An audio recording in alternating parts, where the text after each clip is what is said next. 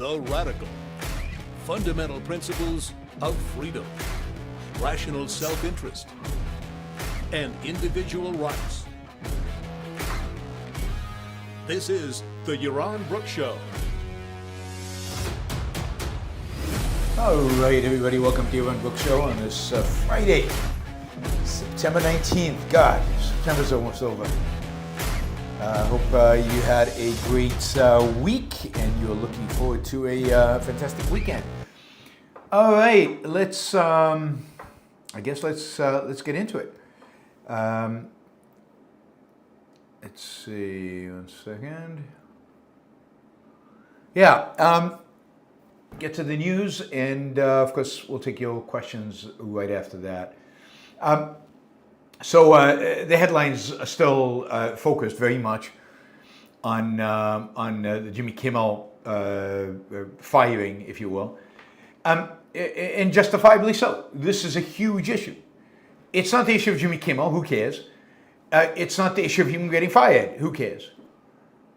The issue that should be focused on is the fact that the Trump administration, unabashedly, completely upfront, without any hesitation, is using government power to dictate speech, to dictate what is allowed on American television, in a way that I don't think any administration has ever done.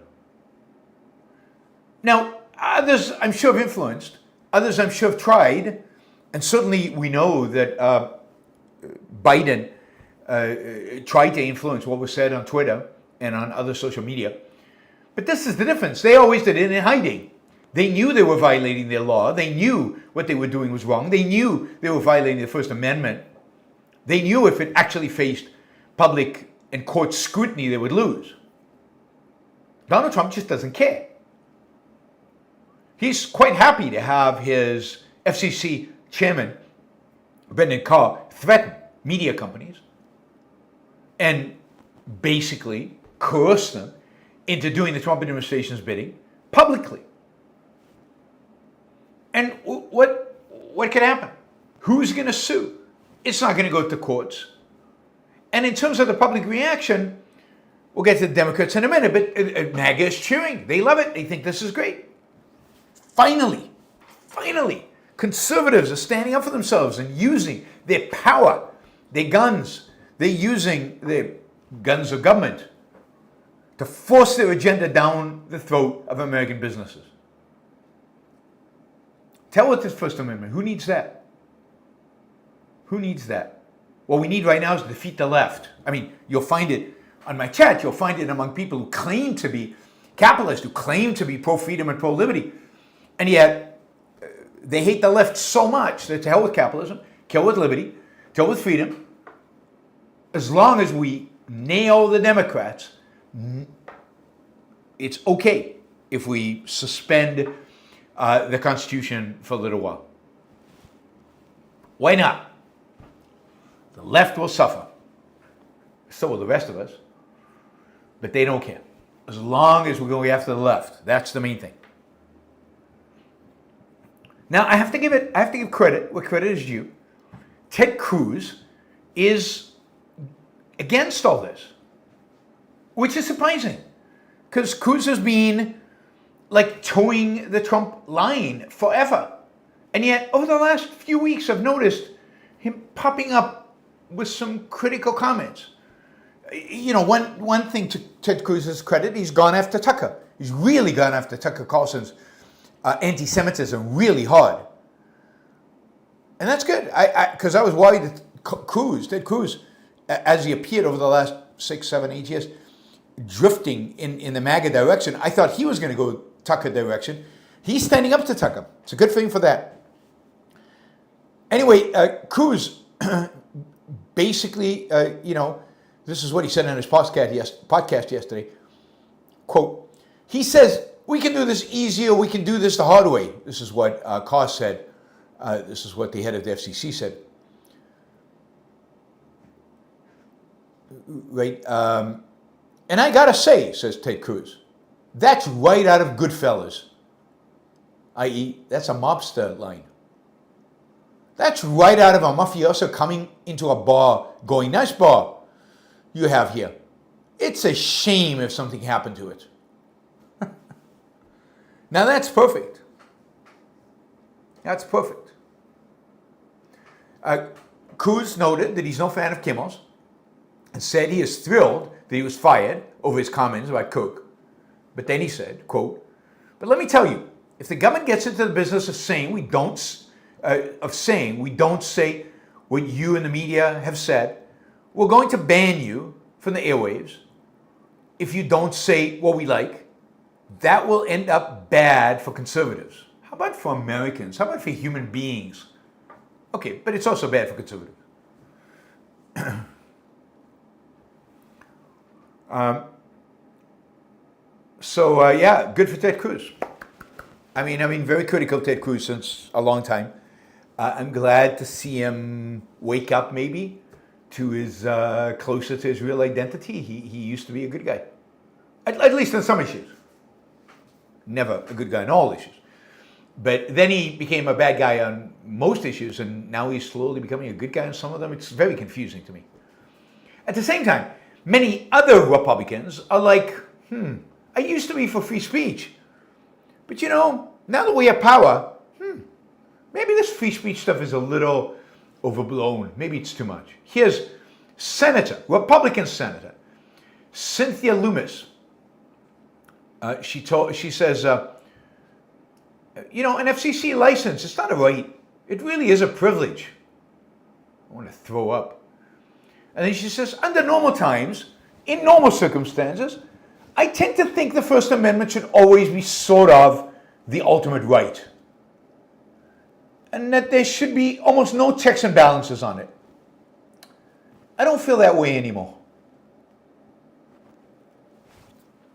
Yeah, First Amendment, not sexy anymore. It's not, now, I'm not that excited about it anymore. I think I'll switch. I think government power over speech, that's the policy I'll adopt. That's good for the country. That's good. That's good. In the meantime, Donald Trump, on Air Force One, is not agreeing with Ted Cruz at all. At all. It's like, no, right? He says, they give me only bad publicity. Press, I mean. They're not getting a license. I would think maybe the license should be taken away. And he said the decision about whether to take their license away should be left to Brendan Carr, chief of FCC.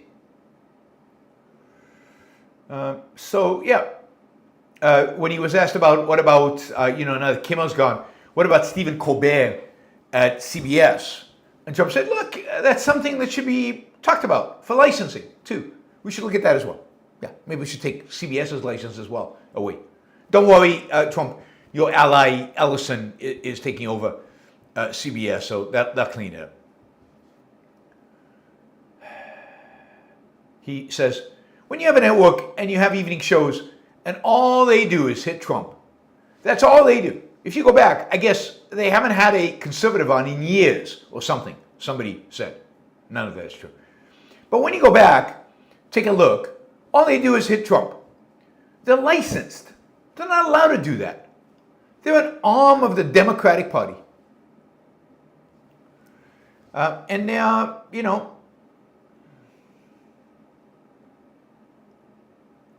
and we're going to take care of it. Trump said, I think Brendan Carr is outstanding. He's a patriot. He loves our country. He's a tough guy. So we'll have to see in terms of who loses their license and who doesn't.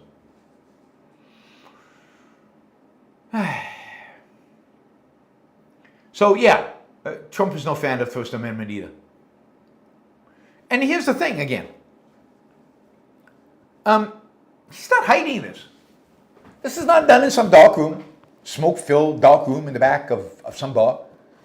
This is done wide in the open, publicly stated, on podcasts, on interviews, in press conferences. Nobody's trying to hide what they're doing. Chris Rufo constantly said, we're going to use whatever force the government has in order to clean out these legally, he says. And yeah, they can take the license away. That's legal. I don't think the Supreme Court will like it. But by the time it reaches the Supreme Court, who knows what'll happen? So it's brazen, it's explicit, it's out in the open. They're telling you what they're going to do. They're signaling in advance because they're hoping, what they're really hoping, is that all these guys will get fired now. And they said it, they threatened a few times. Nobody can pin it on them. Nobody can say it was explicit. The courts can't overrule it, really. Who has standing anyway to file the lawsuit? So, the brazen, explicit, and then they're happy to take credit for it.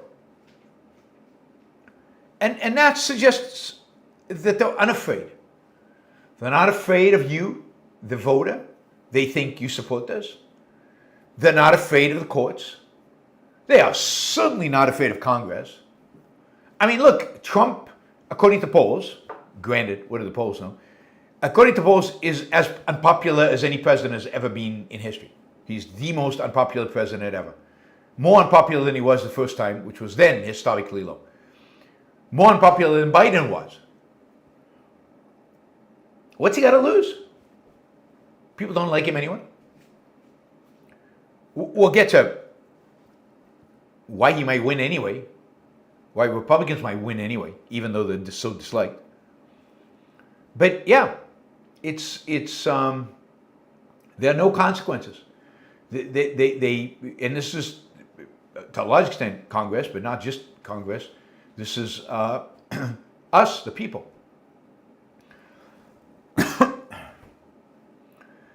All right. So, yeah, I mean, look, politically, free speech is essential. It is a cornerstone. When the government starts censoring, when the government starts threatening you for your speech, when the government starts censoring you, penalizing you, undoing green cards, potentially taking away your citizenship because of speech. We are in real trouble. I mean, in real deep trouble. Ayn Rand, thought that, the main way you knew you were kind of in an authoritarian country, the main sign that it was now time for a revolution was when free speech goes away. It is that essential. And this administration clearly has no qualms about violating it, about taking our right away. We need to yell from the rooftops about it. We really need to make a big deal out of it. I don't know what else to tell you. I mean, staying silent about this is dooming whatever movement, whatever hope we have for a better future. It dooms it because it will kill our ability to speak.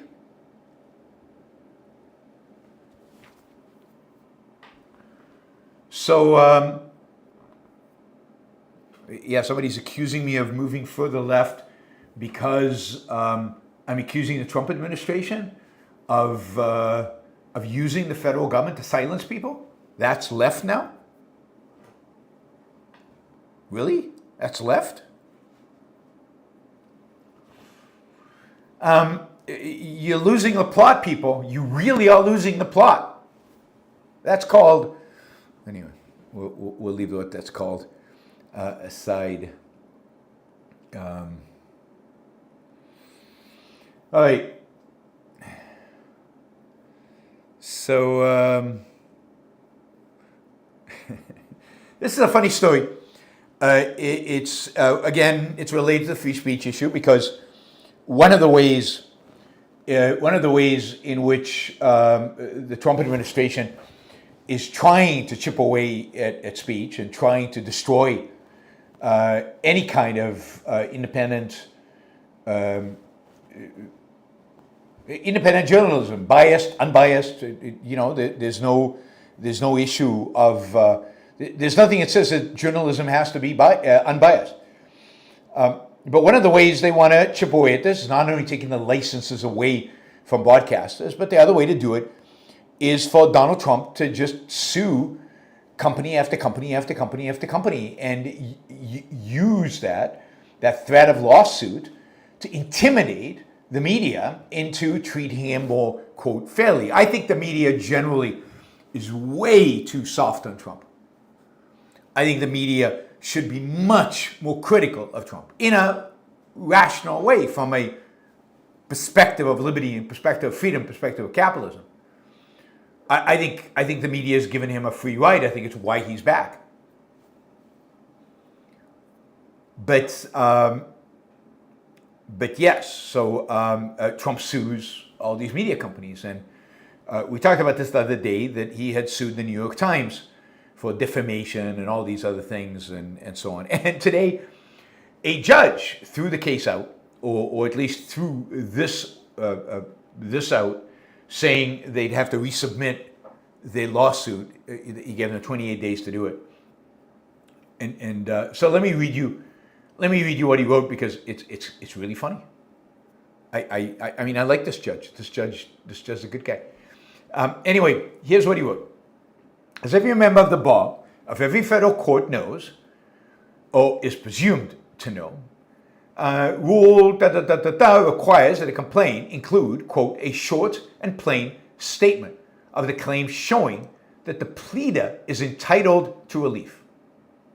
Rule 8EI, this is the rule, helpfully adds that each averment of a pleading shall be simple, concise, and direct. Some pleadings are necessarily longer than others. The difference likely depends on the number of parties and claims, the complexity of the governing facts, and the duration and scope of the pertinent events. But both a shorter pleading and a longer pleading must comprise, quote, simple, concise, and direct allegations that offer a short and plain statement of the claim. Rule 8 governs every pleading in a federal court, regardless of the amount in controversy, the identity of the parties, the skill or reputation of the counsel, the urgency or importance, real or imagined, of the dispute, or any public interest at issue in the dispute. In this action, a prominent American citizen, perhaps the most prominent American citizen, alleges defamation by a prominent American newspaper publisher, perhaps the most prominent American newspaper publisher, and by several other corporate and natural persons, alleging only 2 simple counts of defamation. The complaint consumes 85 pages. Count 1 appears on page 80. Count 2 appears on page 83. Pages 1 through 79, plus part of page 80, present allegations common to both counts and to the defendant and to all defendants. Each count alleges a claim against each defendant, and apparently each claim seeks the same remedy against each defendant. This is great. I love the way these judges write. They just have a way of concise speak. This is the thing I love about the court system.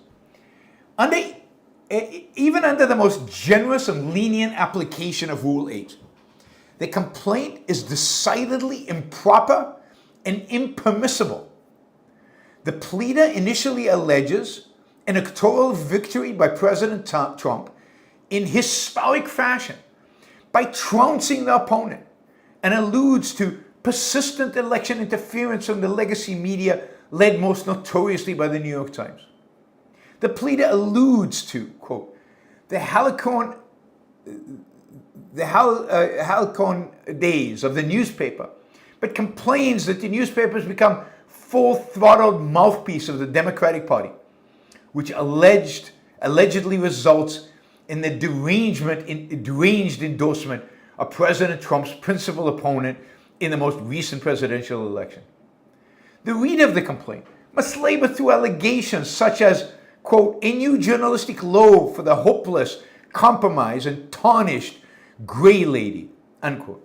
The reader must endure an allegation of, quote, the despair, the desperate need to defame with a partisan spear rather than report with the authentic looking glass, unquote. And an allegation that, quote, the false narrative about the apprentice was just the tip of the defendant's melting iceberg of falsehoods, unquote. Similarly, in one of the many, often repetitive and laudatory towards President Trump, but superfluous allegations, the pleader states, the apprentice represented the cultural magnitude of President Trump's singular brilliance, which captured the zeitgeist of our time, unquote. I hope you're finding this as entertaining as I am, because I am finding this amazingly entertaining. I mean, this is Trump being called out for his, ridiculousness, his ridiculousness. The complaint continues with allegations in defense of President Trump's further and the acquisition of the Trump's wealth, with a protracted list of many properties owned, developed, or managed by the Trump Organization, and a list of President Trump's many books, with a long account of the history of the apprentice, with an extensive list of President Trump's media appearances, with a detailed account of other legal actions both by and against President Trump, including an account of the Russian collusion hoax, and incidents of alleged lawfare against President Trump, and with much more persistently alleged in abundance, fluid, and innovating detail. Innovating detail. There's a word for it. Even assuming that each allegation in the complaint is true. Of course, that is for a jury to decide and not pertinent here. This order suggests nothing about the truth of the allegation or the validity of the claim, but addresses only the manner of the presentation of the allegations in the complaint.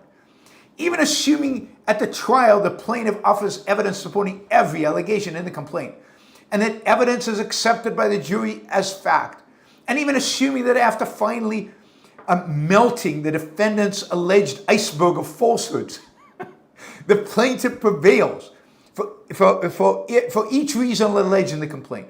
Even assuming all that, a complaint remains an improper and impermissible place for the tedious, listen to this, for the tedious and burdensome aggregation of prospective evidence, for the rehearsal of tendacious argument, or for the protracted recitation and explanation of legal authority putatively supporting the plaintiff's claim for relief.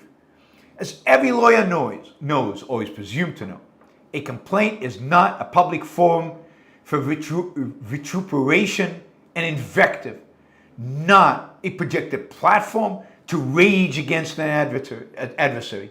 A complaint is not a megaphone for public relations or podium for passionate oration at a political rally or the functionally equivalent of Hyde Park Speaker's Corner. Oh, come on, David, that was English. Beautiful English. Now, some words I can't pronounce, but that's me, that's not him. This is really good. In other words, this BS 85 pages of just boisterous, praising of Trump and accusations against the New York Times. It's not a complaint. Here's what a complaint is, he says. A complaint is a mechanism to fairly, precisely, directly, soberly, and economically inform the defendants in a professionally constrained manner, consistent with the dignity of the adversarial process, of the nature and content of the claim. A complaint is a short, plain, direct statement of allegations of fact sufficient to create a plausible claim for relief and sufficient to permit the formulation of an informed response. Although lawyers received a modicum of expressive latitude in pleading the claim of a client, the complaint in this action extends far beyond the outer bound of that latitude. I mean, this is a great judge, because what this judge is basically saying, you can call him hoity-toity But that just reveals your bias and again, your kind of Trump mindlessness syndrome.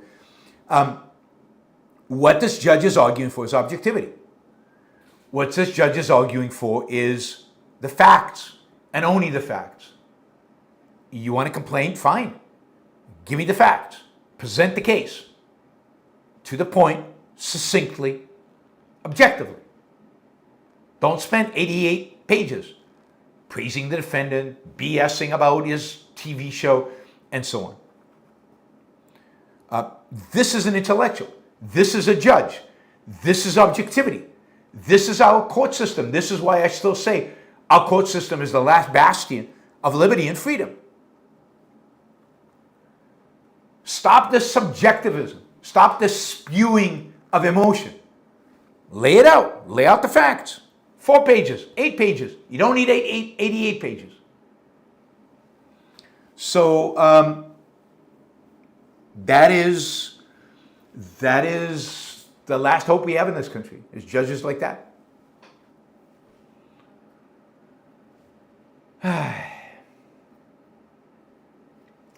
But yeah, so he struck it down. It has to be rewritten in 28 days. Good for this judge. Somebody said on the chat that he is a Trump appointee. I didn't have time before the show to check who appointed him. I don't care who appointed him. The reality is, I like him because he's direct. And that's the other thing about judges generally. They tend to be direct. They don't mince words. Some judges, not all of them. It's the only place where people seem not afraid of Trump. Like everywhere else, people are terrified of him. Businessmen are terrified of him. Congressmen are terrified of him. Other politicians terrified. Other leaders of other countries terrified. The only people who seem to be willing to stand up to Trump and call him, I would even say the Democrats are terrified of Trump. The only people actually willing to call it, to actually state, you're wrong, or this is nonsense, or this is completely distorted and perverted, are judges. And they've done it on several of his cases. And,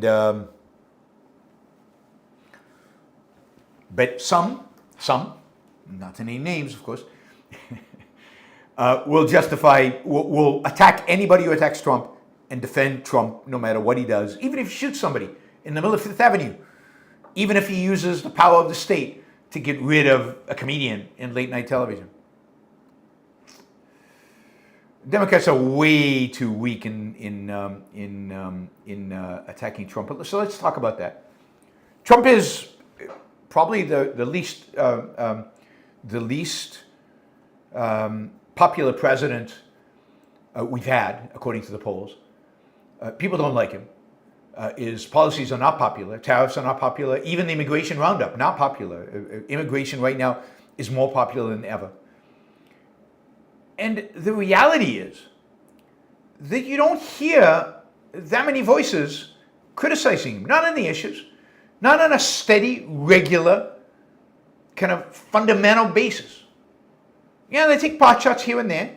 Certainly on late night television, the comedians take shots at him. Probably they're the best. The newspapers, yeah, the headlines are tilted in a direction, but they're not systematic about it, and they're not articulating the cause and effect of the disastrous policies he's put into place. And the Democratic Party itself is mute. You just don't hear them. Right now, they're debating whether to shut down the government over government funding or not, and they're worried. They're terrified of the consequences. They're terrified they get blamed for it. They're trying to position themselves for the midterm, and they don't know how. They should win in a landslide. Midterm elections, the opposition party usually does very, very well. And given how unpopular Trump is, they should crush Republicans in the midterms. And yet, they don't seem to have any confidence at all. There just seems to be particularly among, I'd say, the centrist Democrats, there seems to be very little energy, very little passion, and nobody is kind of made a mark, made himself known, or put himself out there as the guy who's going to go after Trump. Maybe, what's his name, Governor of California. Maybe Gavin Newsom is the closest you get to it. But the media is dominated by Trump. Trump is in the headlines all the time. It's Trump messaging that gets across, and the Democrat line is buried. And there's a reason for this. The fundamental reason that they can't really stand up and go after him is that they know that they stand for nothing. They know that they offer no alternative. They know that to their left, there are people who are hated, despised by the American public, and who are going to lose them election after election.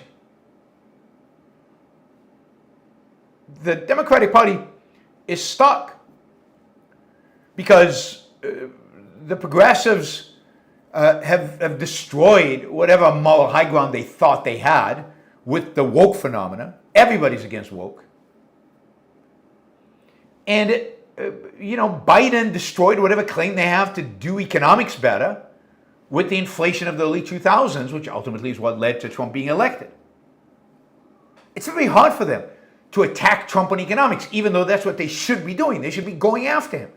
The pathetic job numbers, the rising rate of price inflation, the basically destruction of manufacturing jobs in the United States. You will see in the months to come the bankruptcies of small and medium-sized businesses who used to import, the general economic distress. They should be harping on that. And yet, what do they have to offer in its stead? And who are they talking to? Who is the Democratic voter? I mean, the progressives are going to vote for them anyway. But who are they trying to convince to vote for them? I mean, the reality is that on every issue right now, Trump loses. Like the latest polls show, majorities disapprove of tariff policy. A majority disapproves of Russia and Ukraine the way it's being handled right now. A majority disapproves of Trump's handling of the economy. A majority, we're talking 58%, disapprove of the situation in Israel and Gaza. I'm not sure what that means. It's probably a bad thing. 55% disapprove of the way he's handling immigration. 54% think that disapprove of the way Trump is handling crime in this country. Crime. It's on every major issue. A majority, not just a majority, disapproves of what Trump is doing. And yet, on every single issue, when people are asked, they trust Republicans more than Democrats to deal with it. So on immigration, where they disapprove of Trump, they still give 42% to Republicans and only 29% to Democrats. On the economy, 39% to Trump, 32% to Democrats. On crime, 44% to Trump, 22% to Democrats. The gap is they don't trust either one to deal with the issue. Democrats have a problem. Because if they stand for anything, they stand for Mamdani. They stand for the left, the real left, the socialist left, the woke left. And that is a loser, and they know it. But if they don't stand for that, what do they stand for? I don't know. Central planning, industrial policy. Oh, well, that's what Trump stands for. They stand for not touching Social Security and Medicare. Oh, wait, that's what Trump stands for. They stand for spending like there's no tomorrow. Oh, wait a minute, that's what Trump stands for. There is no way for Democrats to differentiate themselves. What is it that makes them better?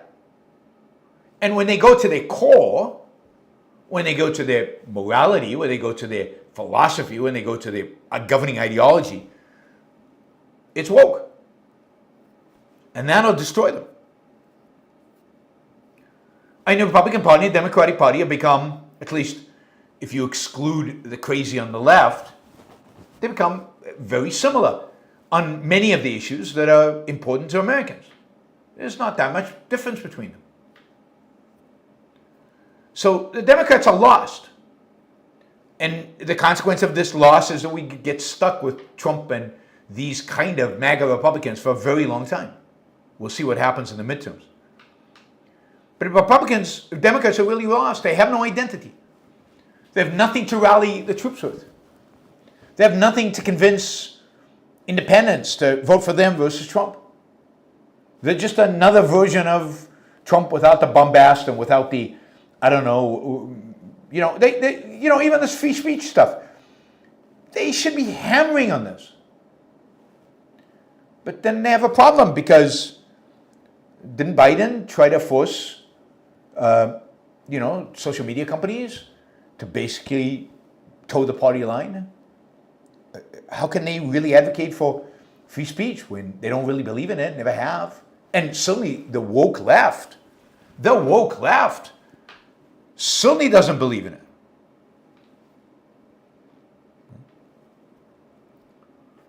So they really have nothing to offer. They have nothing to offer. And they could do a lot. They could do pretty badly in the midterm elections as a consequence. Not because the country loves Trump or loves what Trump is doing, because they dislike the far left more than they dislike Trump, which I've always said is the case. And they don't even know what these centrist, moderate Democrats are because they have no identity. They stand for nothing. They mean nothing. They represent nothing. They have no values. Yep. All right.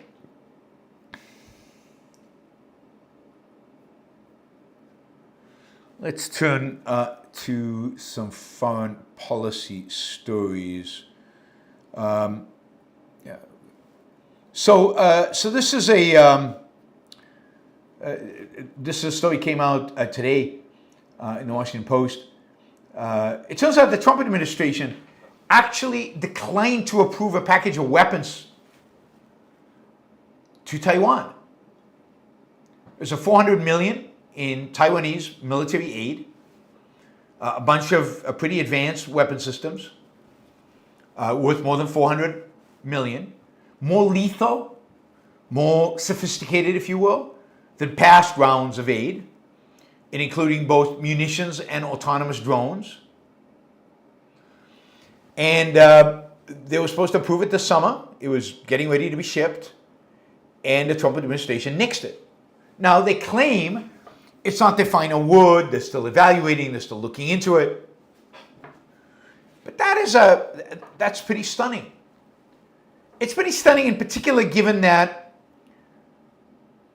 the Trump administration had claimed that they were going to be tough on China and they were going to really pivot and focus American defense spending and American orientation defense-wise to China. And that would mean you want to beef up your support of Taiwan.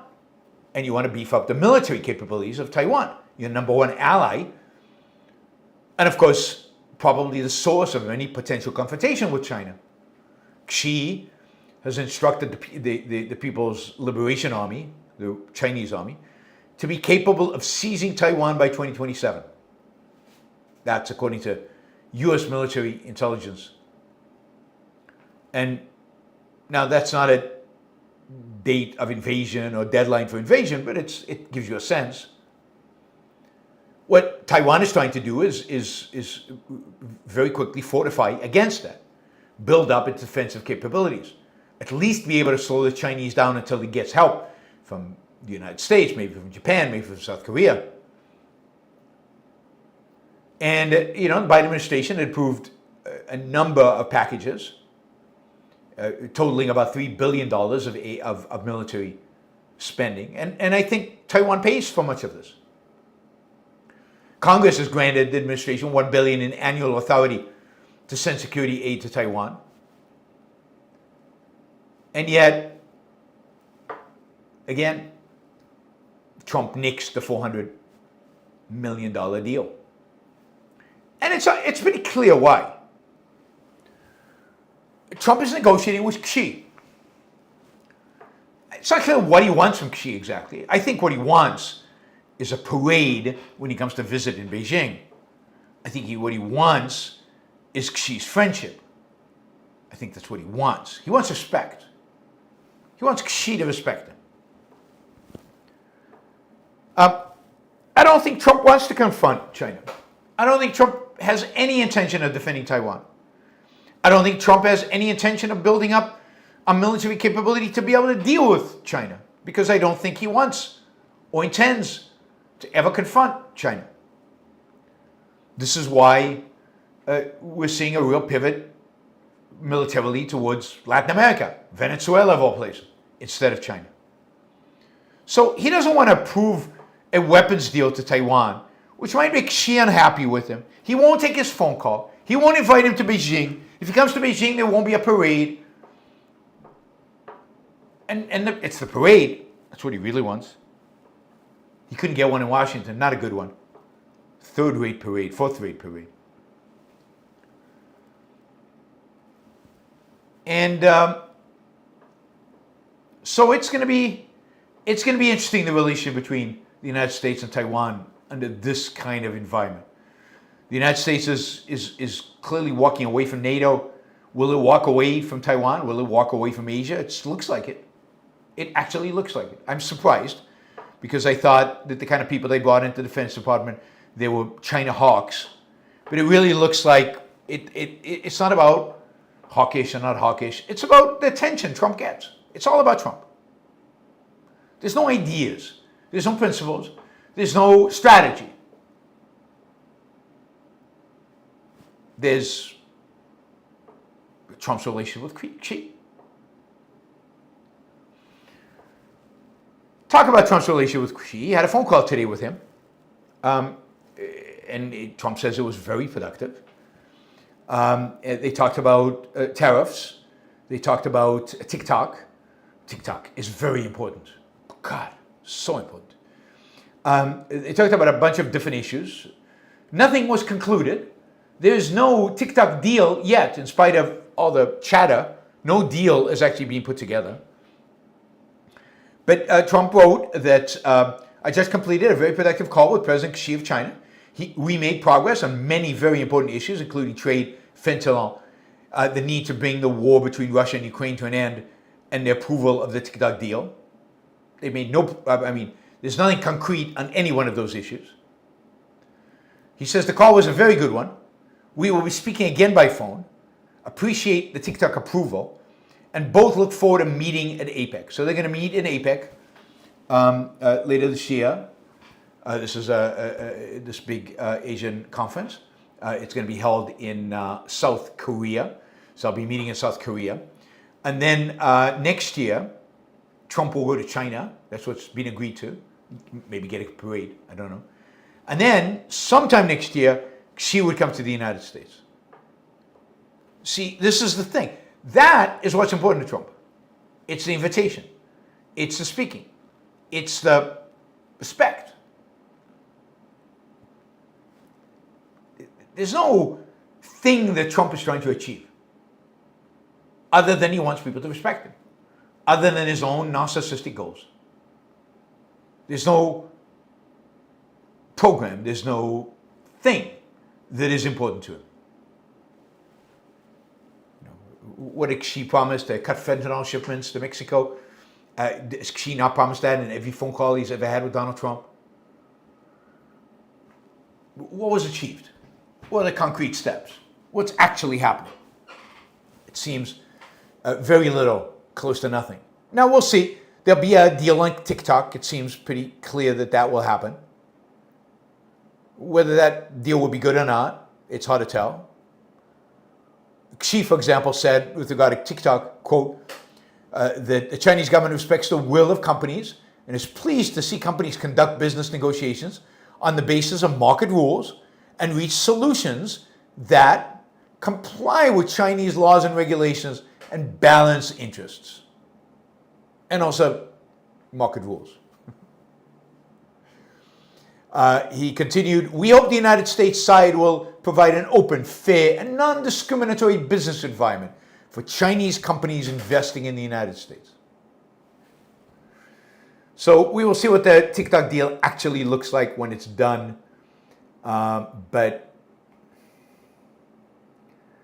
you know, of all the things in the world right now that should be front and center of your attention in terms of what's going on in the world, I am not sure TikTok is at the top of that list, or should be, anyway, at the top of that list. But yet, there it is. Like rare earth materials, that should be at the top of the list. So it's going to be interesting how all these things get settled. Remember that New Year's tariffs on Chinese goods are 30%. China's got a 10% tariff on U.S. goods. Much higher, much higher than it was before Trump took office. So not good for anybody. Not good for China, not good for the United States, not good for anybody. Tariffs are lose.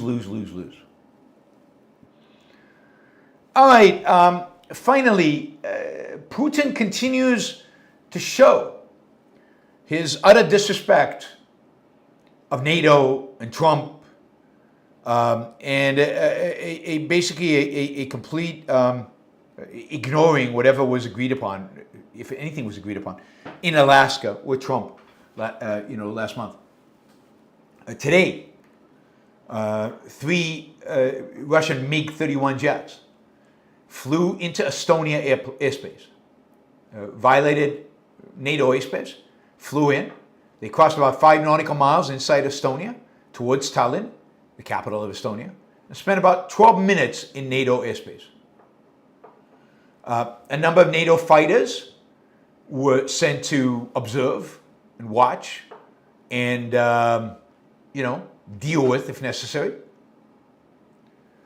F-35s and Swedish aircraft, I forget the name of the Swedish aircraft, were put up in the air in response to the MiG-31s. Now, the MiG-31s, luckily, didn't do anything, because if they had, they would discovered that F-35s are a better plane. Much better, not even in the same league. It turns out that several Italian F-35s assigned to NATO's Baltic air policing mission were put up into the air to challenge them. Eurofighter Typhoons also were up there just in case. They came from northern Germany. And then there was another Chinese plane that was flying without a flight plan or transponder signal near NATO airspace over the Baltic Sea. So generally, Russia is prodding. It's pushing buttons. It wants to see response times, response energy, the extent to which people complain.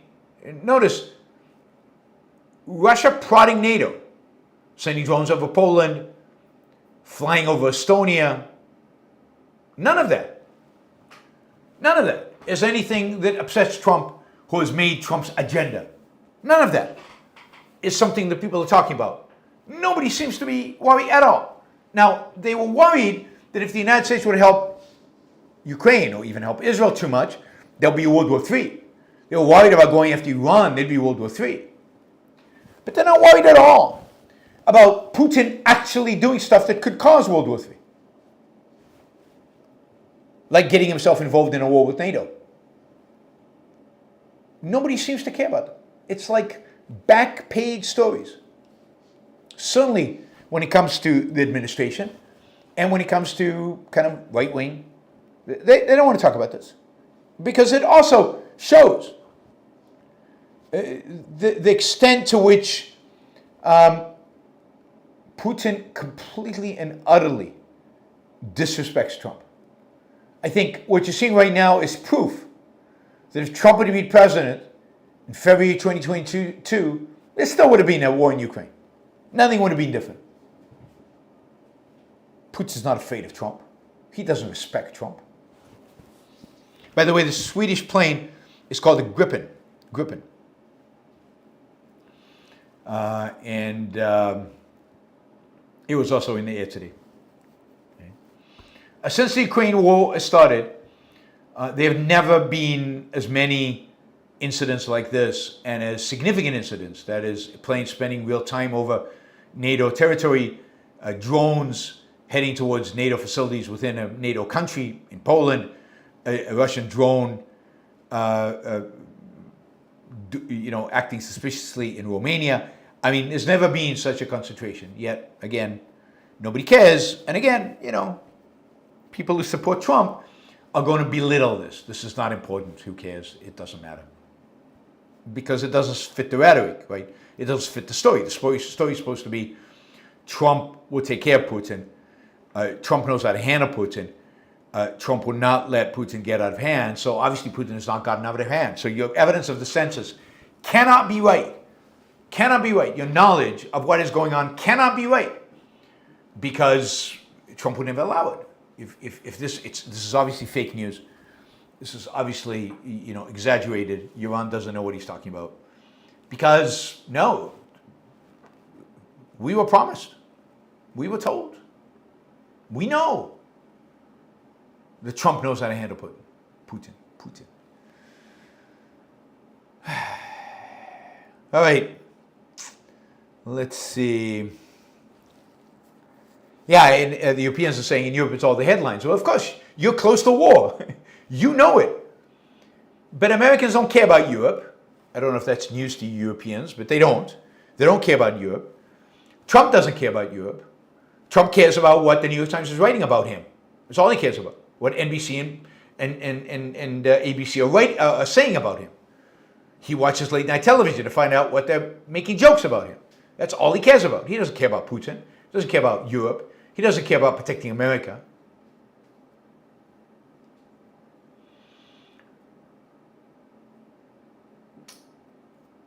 All right. So, yeah, I mean, I think it's a big story. I think it should be a big story in America. I mean, if we don't intend to come to the defense of our European allies in NATO, that's a big story. If we do intend to come to the defense, it's a big story. Either way, it's a big story. Estonia executed Article 4, which is, again, Article 4 will form a committee. Consultations around what the Russians are doing. But remember, Article 5 is the commitment of all NATO members to come to defense of a NATO member if they're attacked. And the drone thing in Poland was as close to an attack as we've gotten. And Putin is going to keep doing this because the response he's getting, particularly from the US, is, yeah, not interesting. We don't care. It's exactly the response he wants. All right, let's move to our super chats. That is the news for Friday, September 19th. Now I'll answer your questions. You can ask questions about anything. Thank you, Darlene, for the sticker. You can also use stickers to trade with me to show your support for the show. Thank you, Silvanos. Thank you, Jeffrey Miller. Thank you, Fed Hopper. Thank you, Jeffrey Miller again. Thank you, guys. Really appreciate all the stickers in support. We're doing well. We're just hitting the hour right now, and we've more than raised the money necessary for the first hour. We've got $163 to raise to fund the second hour, which we're entering into in a few minutes. I'll also mention our sponsors. The Ayn Rand Institute is promoting Ayn Rand Institute Live, where you can study Ayn Rand's ideas with some of the world's leading experts on her ideas from the Ayn Rand Institute. You can study them, you can take classes live, or you can take classes, you can take them at your own leisure, or your own time, whenever you want to take them. The classes are, in depth. You've got one class on the philosophy of objectivism, kind of OPA. You've got another class on objectivism through the fiction, showing how the fiction illustrates the philosophy. And you've got a third class on work with Don Watkins. And again, you can take them when you want. You can do homework or not. And you don't have to apply. You can just register and take them. In the past, you had to apply for these and not everybody got accepted. Now, everybody can take them. So please sign up. You can sign up at aynrand.org/start here. aynrand.org/start here. And you've got a discount code. As a Yaron Brook Show listener, you have a discount code. And that discount code is 25YBS10. 25YBS10. Alex Epstein is the leading commentator on all things climate change and fossil fuels and energy. He's the leading thinker in the world on these issues. And I encourage you to follow him and learn from him and gain an in-depth understanding of these issues because they're so relevant. They're so important to everything that we do today. He'll also give you a glimpse into the politics of it, which he deals with really well. There's also an Alex AI trained on Alex's material that you can ask questions of. So check it out, alexepstein.substack.com. alexepstein.substack.com. And finally, Hendershot Wealth, Hendershot with 2 T's, wealth.com/YBS. And you can go to my YouTube channel and go to the playlist for sponsors. And there's an interview there that I do with Robert Hendershot. And we talk about capital gains and capital gains taxes. And he talks about a product that they're offering now that can really defer your capital gains taxes in such a way as to save you huge amounts of money. Don't we all love saving huge amounts of money on taxes? Liberate some of your dollars from Washington and keep them, or Sacramento if you're in California, and keep them for yourself. That's what this program does.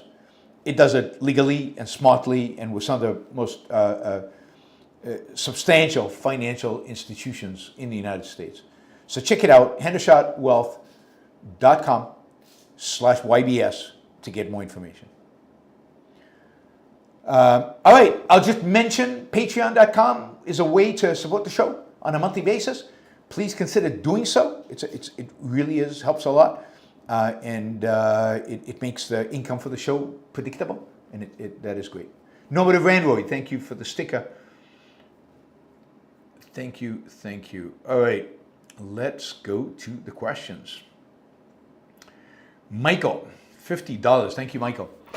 Is a large percentage of the population blinded by hate and don't care about reality?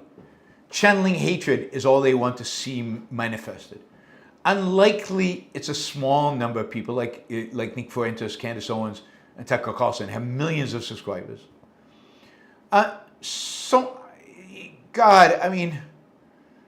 There's a large percentage of the population that in some parts of their life are devoted to hatred and they don't care about reality. But look, the reality is that a significant percentage of our population must be working pretty hard, innovating, producing, creating, building, because the economy keeps chugging along. Somebody must be using their mind and being productive. So a big chunk of the population is using their mind and productive. Now, are there people who are blinded by hate? Yeah, I don't know how big of a percentage.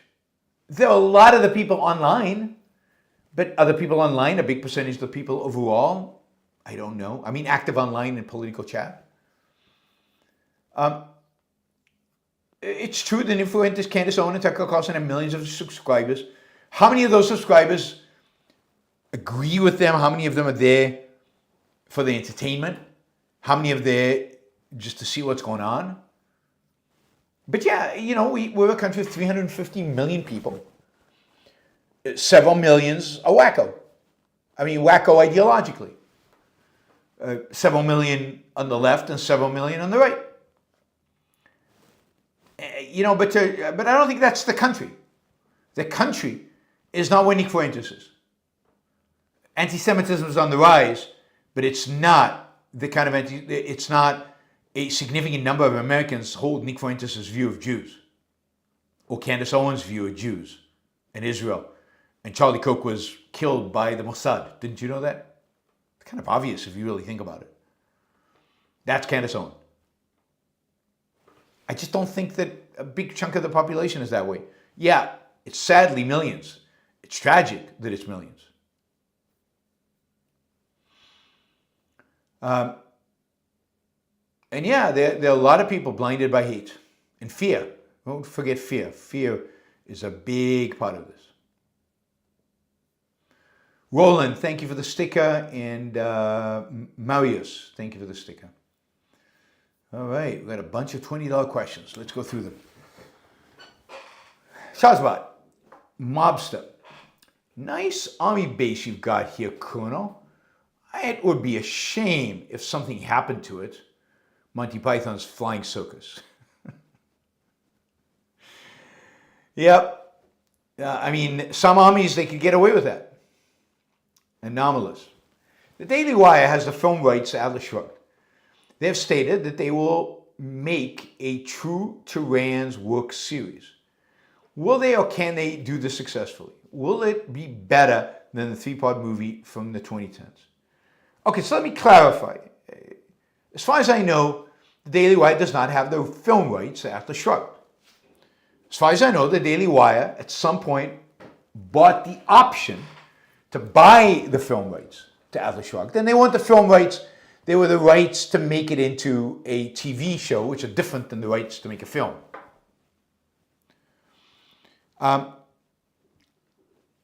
Last I heard about this project is a year and a half ago, I think. I suspect it's not going anywhere. I suspect it's not happening.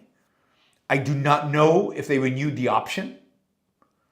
But as far as I know, they do not hold the rights. Hold the rights.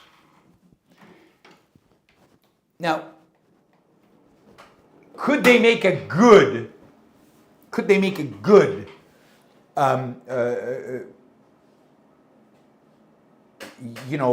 TV series of Atlas Shrugged? I doubt it. I mean, I don't think even with the best intentions, there are a lot of people out there that could make a good series of Atlas Shrugged. And you should stop talking about stuff you don't know anything about. So, no, I don't think they could make a good one. And I don't think they can be successful. Will it be better than the three-part movie for 2010?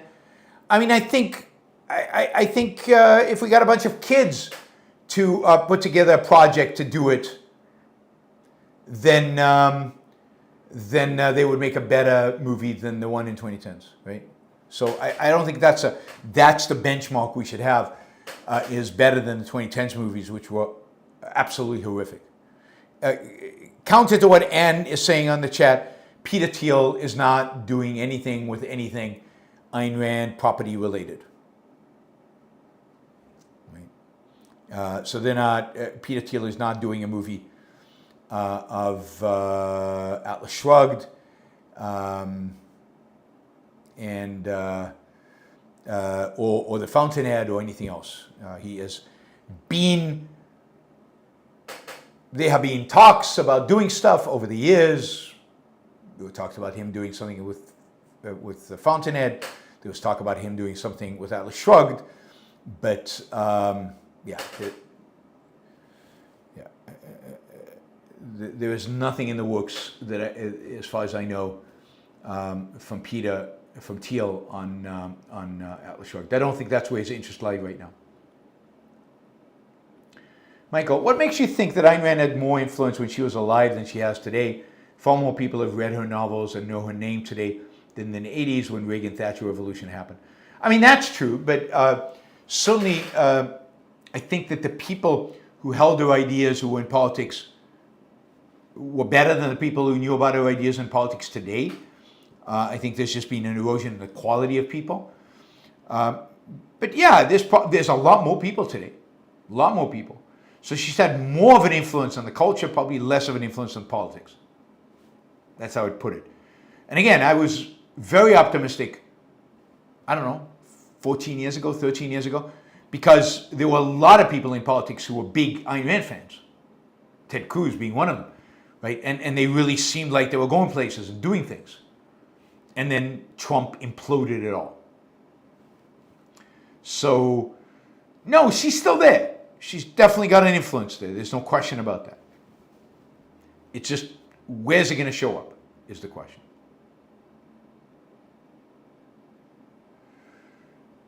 David, can the president use the Department of Justice to bring civil lawsuits against people he doesn't like? Or would the Department of Justice have to spend his own money for all the defamation suits he plans to file? He's spending his own money on the defamation suits. I think it's his own lawyers. The Department of Justice doesn't sue in his name. The Department of Justice sues in the government's name. So the Department of Justice can go after people who are critical of the president. But I don't think the Department of Justice could sue for defamation. They can find other legal, I'm sure, causes to go after people. But no, he has to pay for this. But he's making so much money off of being president that paying for a few defamation lawsuits is going to be penny change. David, is a diminishing judiciary enough to hold the dam against a flood of attacks against the law? I don't know. I hope so. It's all we have. Congress won't do it. Congress clearly won't do it.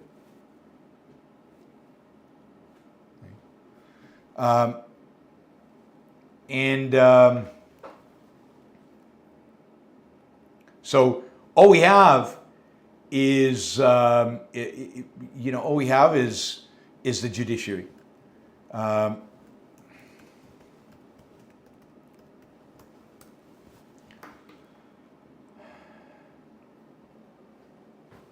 All right.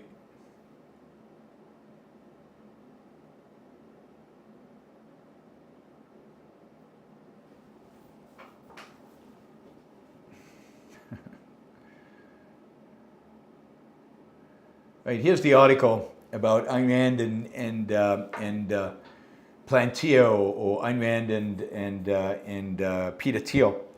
I'm looking for anything that suggests what they plan to do.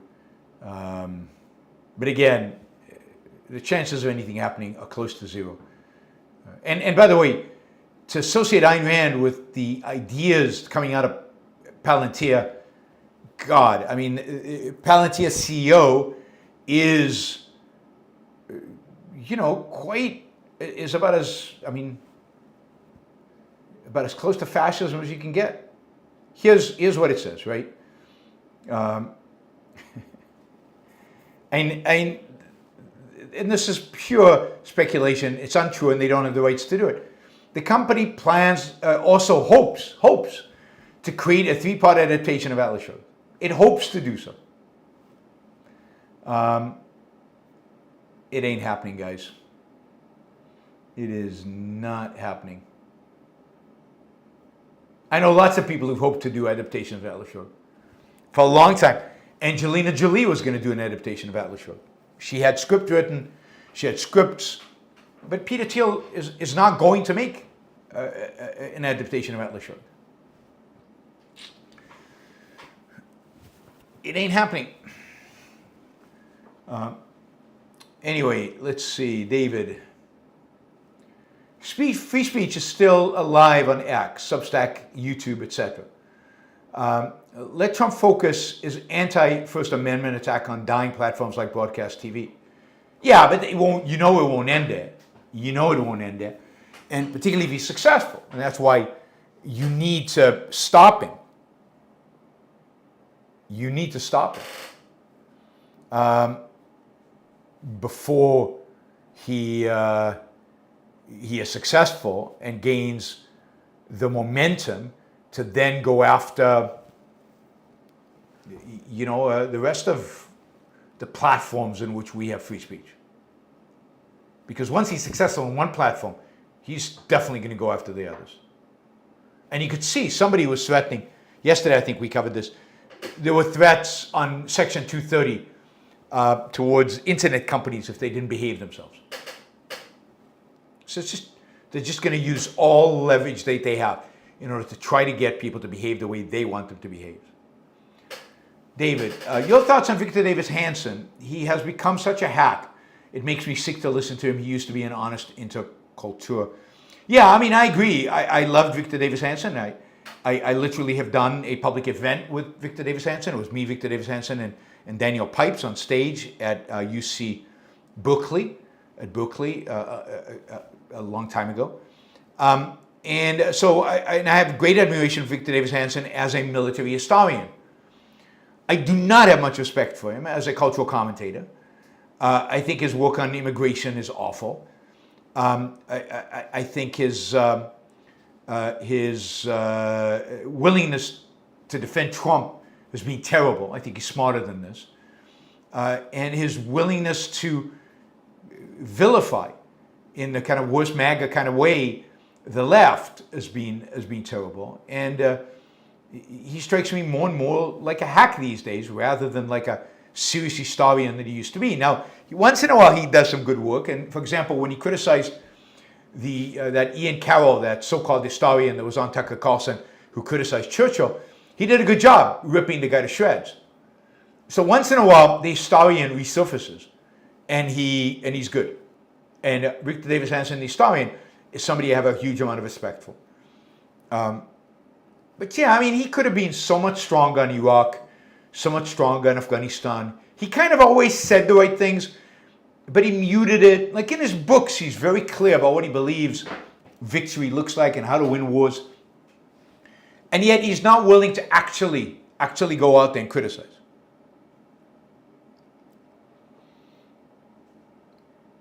Right? So we will see.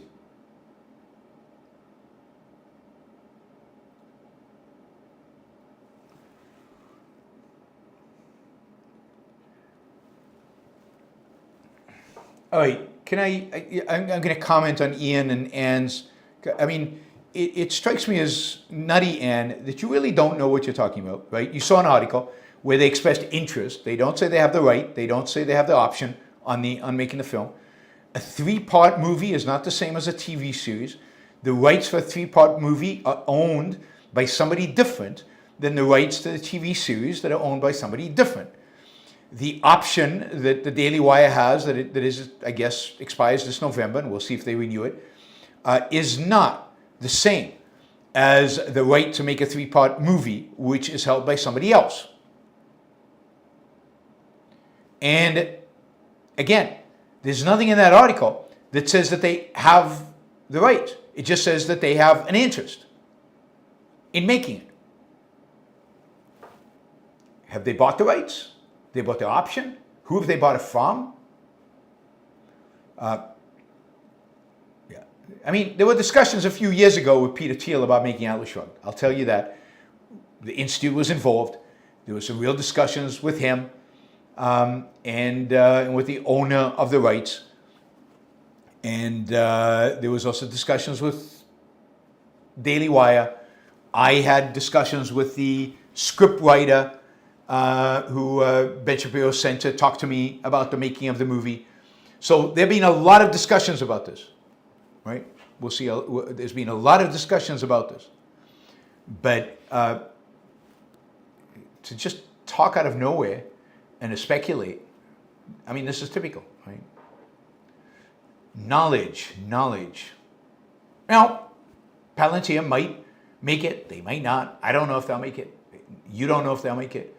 And again, it partially depends on who owns the rights and whether they're willing to sell, and a lot of complications. If it was easy, it would have been done a long time ago. Who's going to write the script? David. Thank you, David. A lot of questions. That's great. If one takes an extreme isolationist view, then Europe, Asia, Africa could all be sacrificed as long as the Western Hemisphere is completely controlled by the U.S. Maybe that is Trump's real agenda. Well, I mean, I think he doesn't really have an agenda. I think that's important to note. He's not a strategic thinker. He doesn't have a big agenda. Again, he wants the big dictators of the world to like him. That's Xi and Putin. And yes, I do think he's willing to sacrifice Europe. He's willing to sacrifice Southeast Asia so that the Western Hemisphere is controlled by the U.S. But does he have a strategy for all of that? And does he know what all of that means? No. And did he understand the consequences of all that? No. And do the people around him, have they really thought this through? No. But yes, I think that's where we seem to be going. So the strategic document, strategic I put in quotes, that is going to come out of the Defense Department, maybe later this year, maybe early next year. That strategic document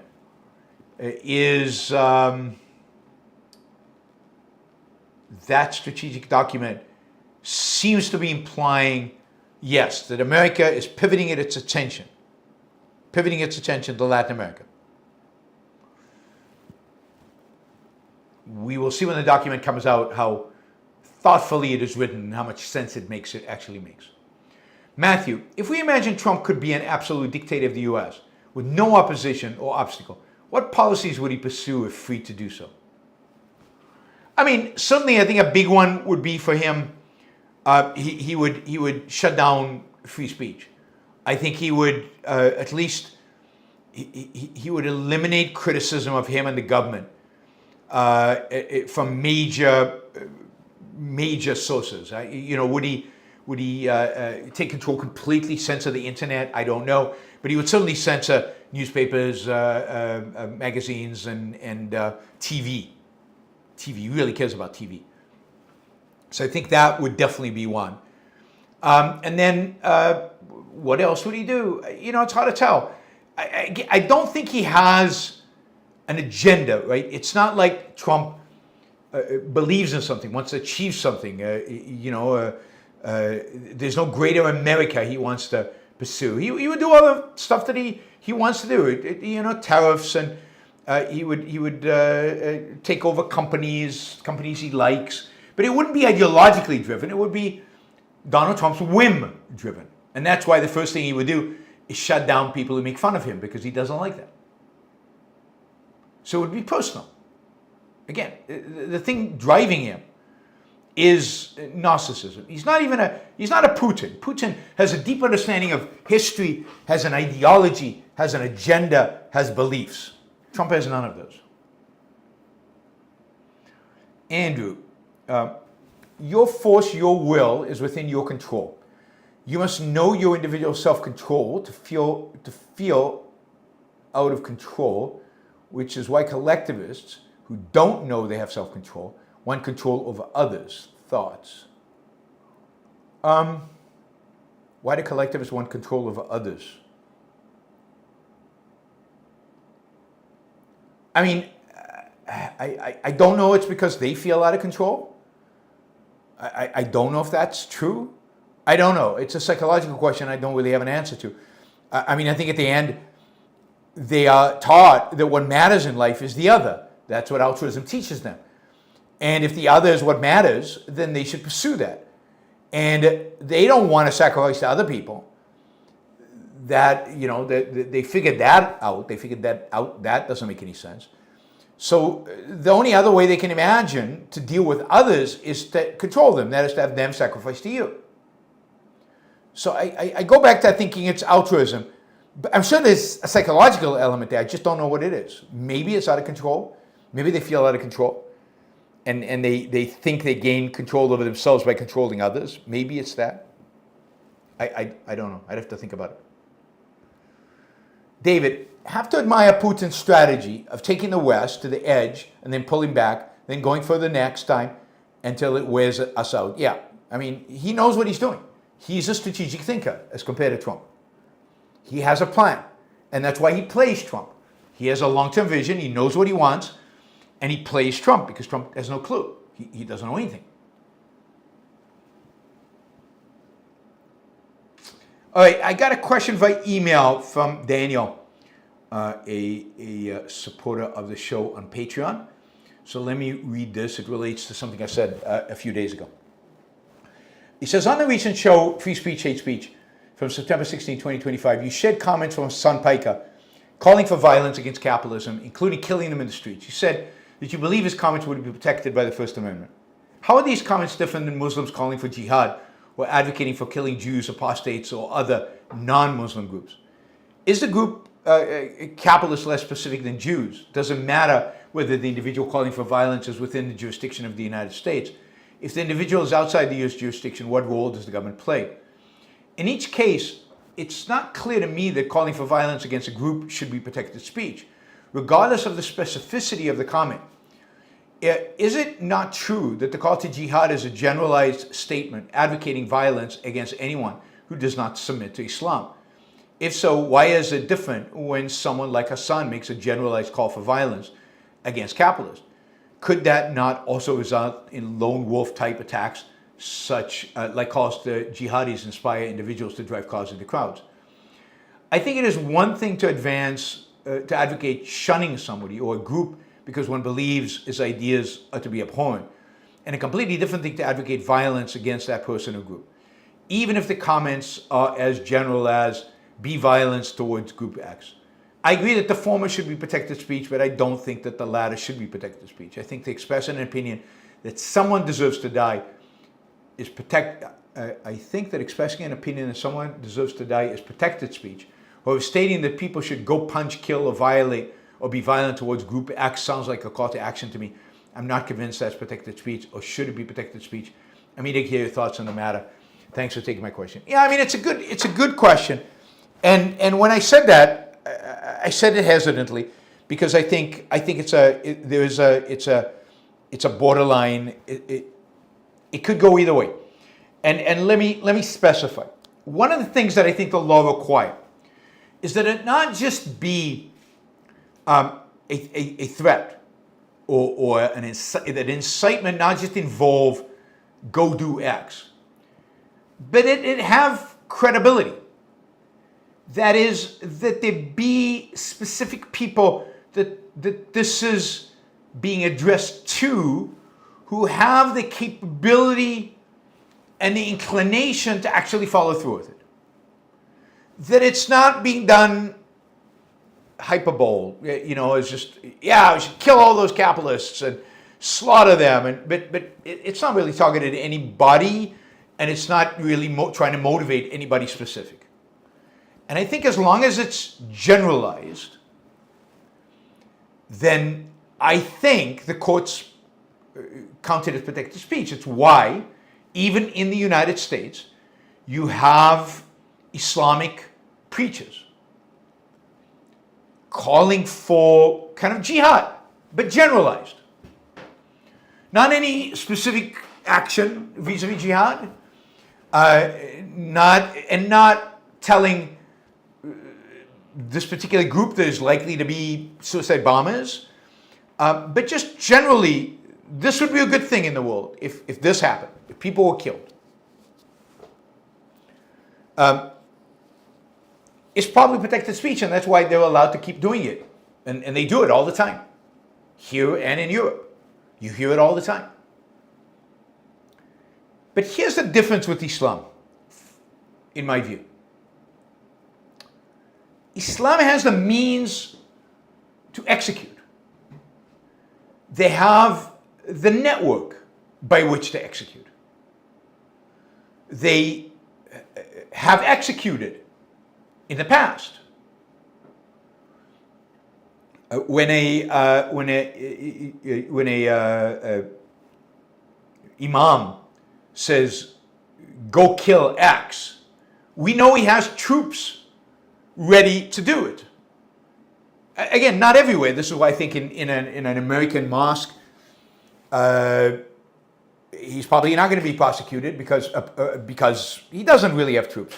But anywhere else, we know that there are, whole organizations dedicated to doing exactly what he's saying. So he has a direct goal. He has people he is inspiring directly. So it's a credible threat. It's actionable. Now, if Hassan Piker, it turns out, has some kind of network out there, people who are basically waiting for his instructions on what to do, and who listen regularly to hear what he does, and they go out and execute. and they're action-oriented, and they're ready to do it. And he comes out and says, go kill the capitalist, and yeah, he is liable for anything that they actually do. That speech is not protected. But if he's just a commentator, even if he has millions of followers, he's just a commentator, and he says, this is what I think should happen, then, I mean, he's a horrible, despicable, subhuman being, right? But it's not clear that it's actionable. It's not clear that it's a call to action, because it's not clear there's anybody to act on it. And indeed, nobody acted on it, as far as we know. So it's not the fact that it's a group. It's a fact that there's nobody to do the acting. There's no specific, it's not actionable in that way. Now again, I might be wrong on this. I'm happy to be wrong on this. We'd have to look at U.S. law, exactly how and I think this is part of U.S. law, exactly what U.S. law says in terms of what is an incitement. What does it mean to incite violence? And then think about it objectively. Now, I would make one other difference with Islam. And I think this is an important one.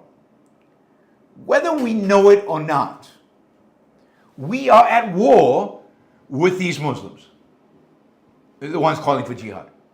Not just it's not just terrorism. We're at war with them. They want to destroy us. They want to destroy our civilization. They want to destroy us. And it doesn't matter if they're here or if they're anywhere in the world. They want to destroy us. And therefore, since we're at war with them, it is unacceptable to have their agents in the United States advocating for the ideas that we're at war with, or the ideology that animates those people we're at war with. So we're at war with the Muslim Brotherhood. Again, we haven't declared a war, but we are. We're at war with Hamas and Islamic Jihad and Al-Qaeda and ISIS and the million other variations of it. And if there's an imam here who is spouting those ideologies, just like there would be if there was a Nazi here spouting Nazism while we're at war with the Nazis, that speech would clearly be banned. You can't, that's treason. You can't advocate for the enemy here. So it's clear to me that you would go to jail. And should go to jail today because we're at war. Now we should declare war and all of that. And if you're overseas, it doesn't matter. You're now supporting a group that we're at war with.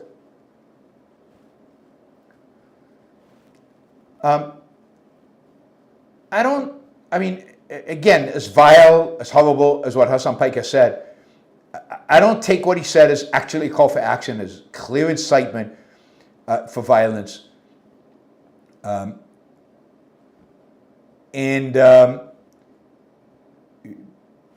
The fact that nobody acted on it is a good sign, but is an indication that they're not sitting there waiting for instructions like they are among the Muslims. But there's, again, the broader context with the Muslims is we're at war with them, and therefore all their speeches, any speech that is pro the ideology that represents the people we're at war with, should be banned. Hopefully that answers the question. Hopefully it's right.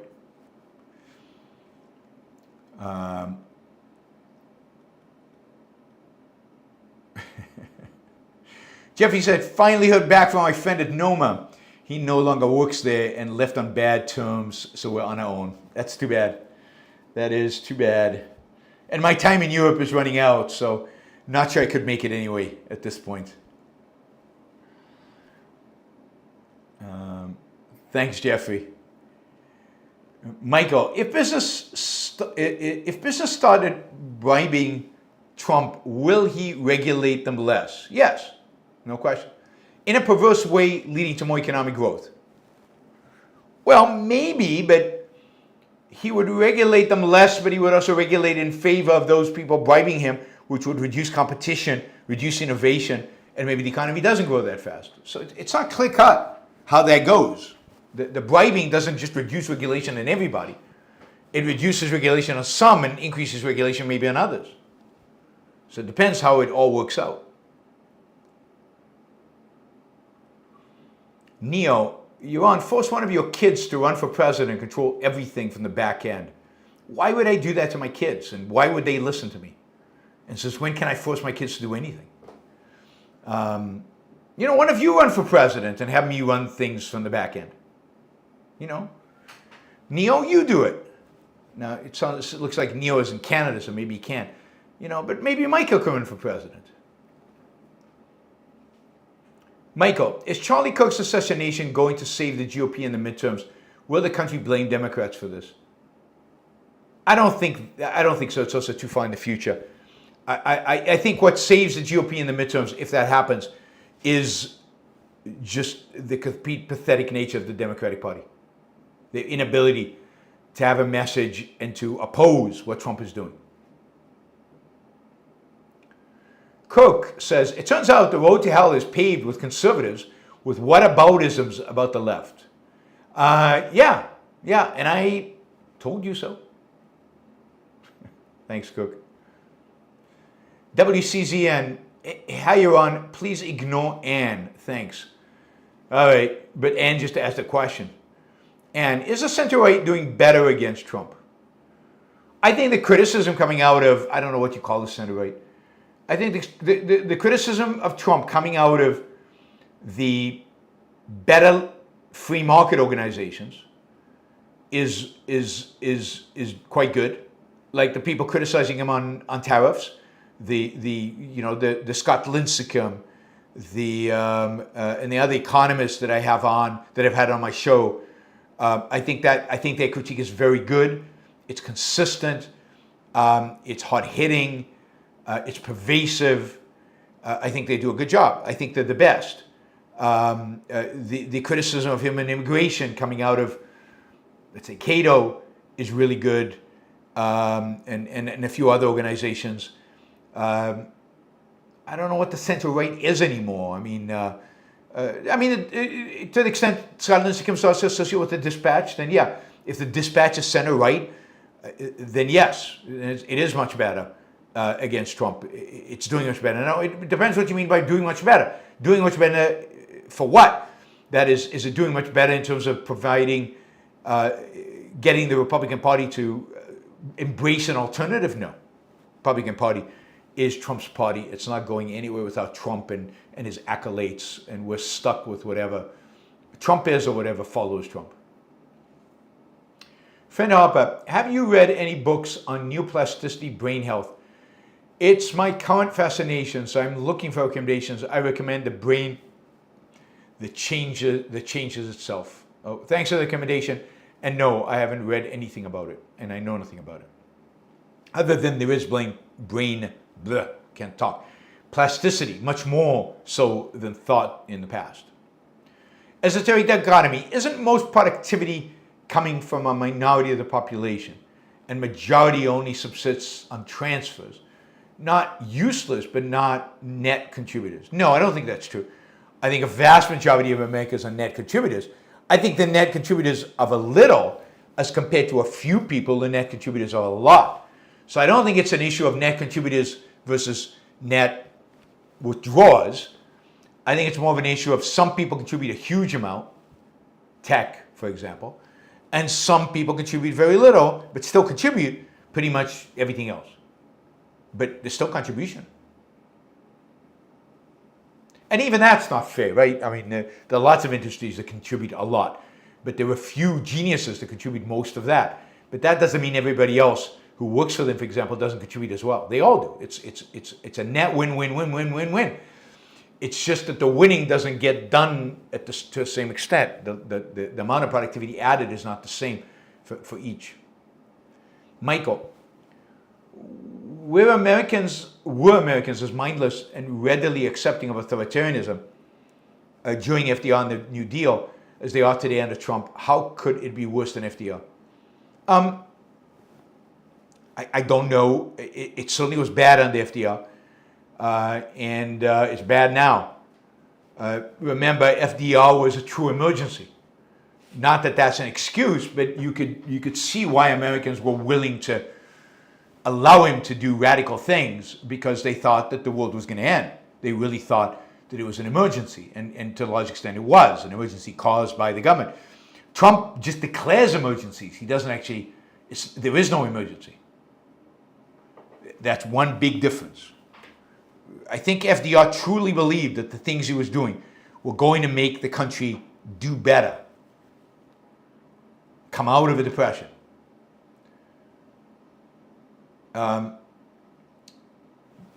I don't think Trump cares one way or the other, and there is no depression. There's nothing to come out of today.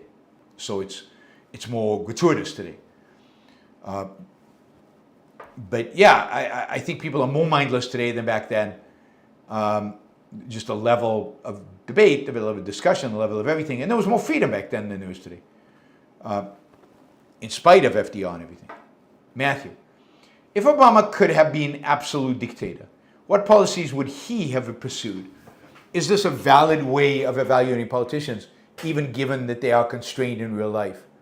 No, I mean, it's an interesting question, thought experiment, because it goes to the heart of their ideological essence. But look, our politicians are not very ideological. It's not like Obama was a raving socialist. Now, if Obama was a complete dictator, could he have been convinced to do like reparations? Would we have a lot more affirmative action and DEI-like policies? Would he have been a lot tougher on the oil and gas industry, gun control, things like that? Yeah. But none of them are like a socialist agenda, or the flip side of that being a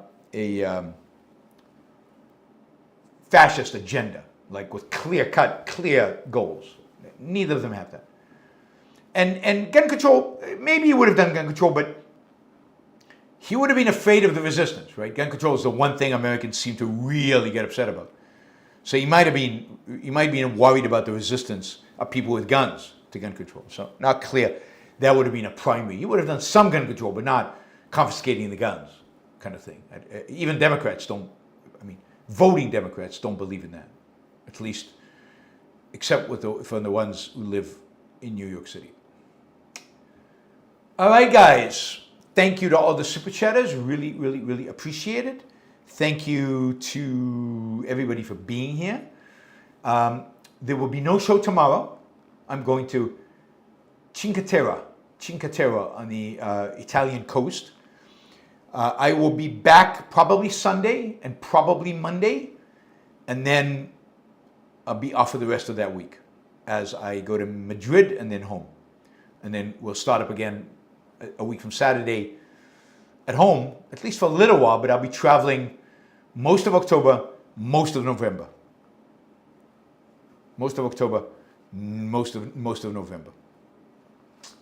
Trains in Italy, Ian, I'm sure there's strikes and everything, but trains in Italy are amazing.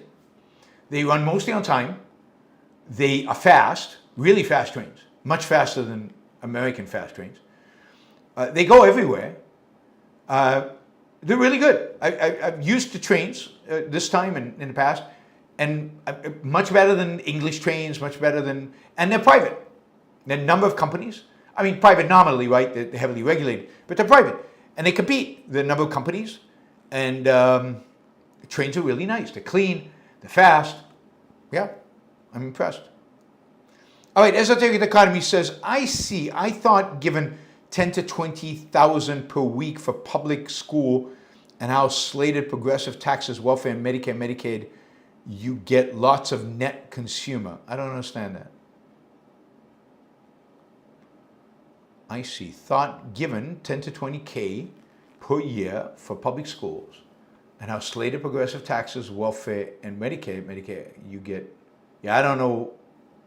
Isn't most productivity coming from minority of the population? No, even people who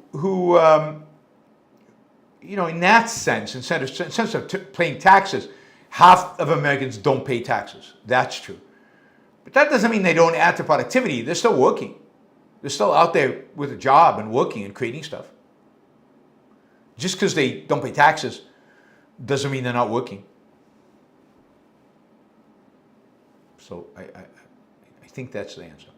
Thanks, Esoteric Dichotomy. All right, guys, I will see you Sunday, I hope. Bye, everybody.